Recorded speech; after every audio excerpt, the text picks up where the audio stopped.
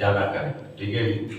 رسول اللہ کا فرمان آپ تک آنے لگے، حضور نے صحابی کو یہ کلمات سکھائے۔ فرمایا ابو ہریرہ بیان کرتے ہیں کہ حضور نے پھر میرا ہاتھ تھاما، اللہ اکبر، کملی والے نے ہاتھ تھاما۔ ہوں تک وہ دنیا دار کسی کا ہاتھ تھام لے، ہاں جی، وہ دوسرے کے رشتہ داروں کا گالی نہیں کرتے، ساری عزت ہو گئی جی، سیدھی گل ہے، میں سیدھی گلا کر پھیلانے اور میں دیکھا نہیں آئی انہیں میرا ہاتھ پکڑا ہے جی، ہاں جی، واہ ابو ہریرہ تیری قسمت پہ قربان کہ تیرا ہاتھ کملی والے نے تھام لیا ہے، تیرا ہاتھ کملی والے نے تھاما ہے۔ میرا ہاتھ تھاما، مجھے 5 چیزیں گنوائیں، مجھے 5 چیزیں فرماتے ہیں گنوائیں، مطلب ہے مجھے بتایا۔ جب آپ نے ارشاد فرمایا کہ یہ 5 چیزیں ہیں، ان کو تم سیکھو اور پھر آگے لوگوں کو اس کی کیا دو، تعلیم۔ اب وہ 5 چیزیں کون سی ہیں؟ ٹھیک ہے جی، ہاں یہ تو میں حدیث بیان کر رہا ہوں، کسی مولوی صوفی دا بزرگ کا قول نہیں ہے، یہ زبان مصطفیٰ سے نکلے ہوئے لفظ ہیں۔ وہ زبان مصطفیٰ کہ وہ زبان جس کو سب کن کی کنجی کہے، ٹھیک ہے نا جی، ان کی نافذ حکومت پہ لاکھوں سلام۔ وما ينطق عن الهوى ان هو الا وحی یوحی، ٹھیک ہے نا جی، اس زبان سے نکلے ہوئے لفظ آپ تک پہنچنے لگے۔ فرمایا یہ 5 چیزیں کون سی؟ فرمایا حرام کاموں سے بچنا، حرام کاموں سے بچنا، تم سب سے بڑے عبادت گزار بن جاؤ گے۔ اور موضوع ہے نا ہمارا ان اکرمکم عند اللہ اتقاکم، اسی موضوع کے مطابق حدیث ہے۔ حضور نے فرمایا حرام کاموں سے بچنا، تم سب سے بڑے عبادت گزار بن جاؤ گے۔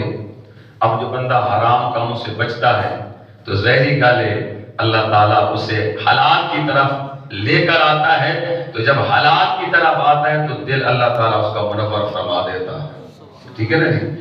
فرمایا اللہ تعالیٰ نے جو تمہارے مقدر میں کیا ہے اس پہ راضی رہنا، اللہ نے جو تمہارے مقدر میں کیا ہے اس پہ جو جس کا مقدر ہوتا ہے نا اسے وہ ملتا ہے، اسے کوئی چھین سکتا نہیں ہے۔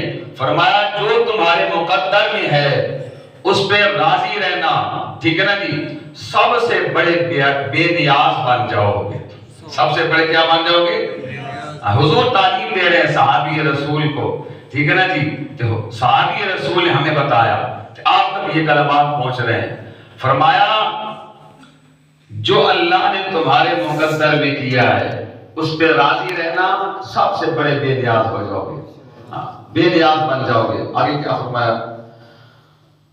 فرمایا اپنے پڑوسی کے ساتھ اچھا سلوک کرنا، اپنے پڑوسی کے ساتھ اچھا سلوک کرنا، کامل مومن بن جاؤ گے۔ کیا بن جاؤ گے؟ کامل۔ ہاں یہ نہیں پڑوسی بھوکا ہے، پڑوسی بھوکا ہے تو تسی دائیں بائیں دے رہے ہو، ہاں جی، رشتہ دار بھوکے ہیں تو جناب اسی باہر نام بنوا دیں، نہ پہلے رشتہ دار پڑوسی، ٹھیک ہے نا جی، پھر باہر نکلنے آپ نے گل یاد رکھو میری۔ فرمایا پڑوسی، اپنے پڑوسی کے ساتھ اچھا سلوک کرنا، کامل مومن بن جاوے۔ کتنی چیزیں بیان ہو گئی؟ ہاں میں ساتھ ساتھ آپ کو یاد بھی ہو نا، بات یہاں سے آپ اٹھے تو کوئی ایک چیز کو یاد کر کے جانا، ٹھیک ہے نا جی۔ پہلی چیز کیا ہے جی؟ پہلی چیز یہ ہے کہ حضور نے کیا فرمایا؟ حرام کاموں سے بچنا، سب سے بڑے کیا بن جاؤ گے؟ عبادت گزار بن جاؤ گے۔ اللہ تعالیٰ نے جو تمہارے مقدر میں کیا ہے اس پہ راضی رہنا، سب سے بڑے بے نیاز ہو جاؤ گے، ماشاءاللہ۔ اور اپنے پڑوسی سے اچھا سلوک کرنا، کامل مومن ہو جاؤ گے، کامل مومن بن جاؤ گے۔ آگے فرمایا لوگوں کے لیے ایسے چیز کو پسند کرنا جو اپنے لیے پسند کرتے ہو۔ ایک بڑی مشکل ہے، یہ بڑی گال مشکل ہے۔